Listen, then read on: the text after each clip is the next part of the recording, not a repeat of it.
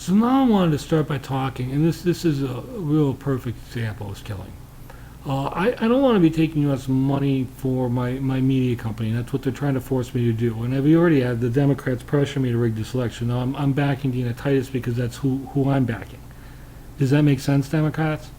So I'm not going to go on your talking points, and I'm not going to get in your fucking bullshit. I got no fucking real power. I'm campaigning to get my fucking record company back and have a fucking life. Do you fucking get that? None of these guys get it. None of the Republicans, do you fucking get it? I don't want to fucking do business with you. I don't want you censoring me. Go fuck yourselves. Do you see what I'm saying? I can do politics after dark right now. I ain't taking your stinking money. And that's why. So, and what I'm suggesting too to some of these groups like Black Lives Matters, the more they pressure you, the more you boycott them.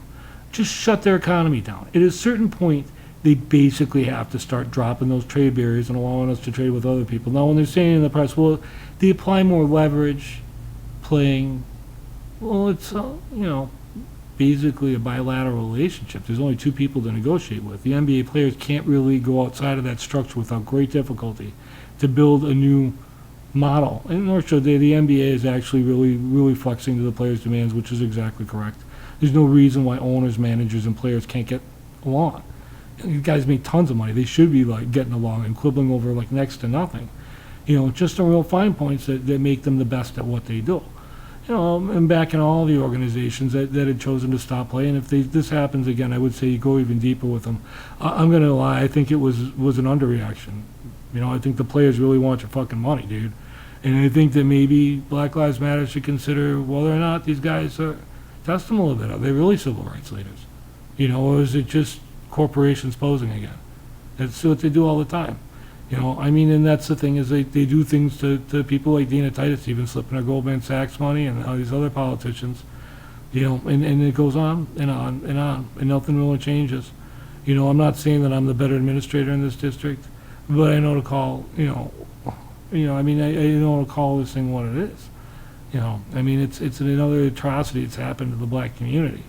And the difficulty is some of the people that are actually in office right now are so scared of getting retaliated by the president, the sitting president, in his cadre. Because they've had a limited power to do that. That they gotta let like dudes like me pop up and just start hammering these guys, and taking the attacks for them to keep the pressure on them during the election, because normal American politics now, these guys even got to be fearful for their safety and lives. When you see how they can't go out and shake hands anymore, that's not an option. I talk to people in the district, but I don't got no money, so I don't move out of my neighborhood much where people have really been pressuring me. And again, I really want to include everybody who's like it's not just like white women, white men, come on in.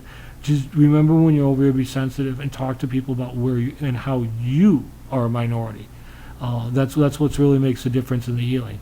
When you're doing that, then we're like, oh, well, he's not these classic goons that are fucking doing it. And no, if you're not mouthing off like these guys with Trump, and most of you white guys I know in the district aren't doing that. Like, you're not playing into this politics of race and stuff.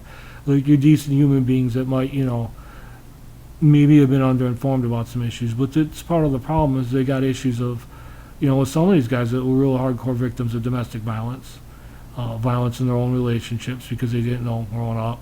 And join these neo-Nazis. They're thinking that they finally found money and inclusion somewhere, and these guys aren't going to get you money. These guys are just going to get you life at some point.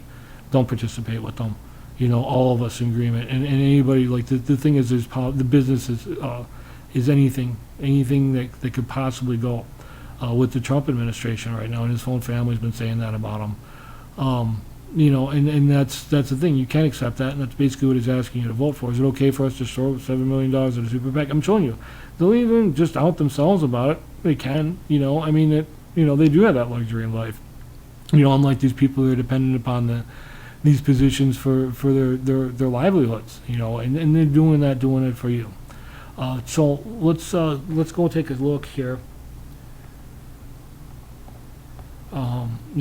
It just unbelievable what happened in Kenosha. I'm going to get to that right now.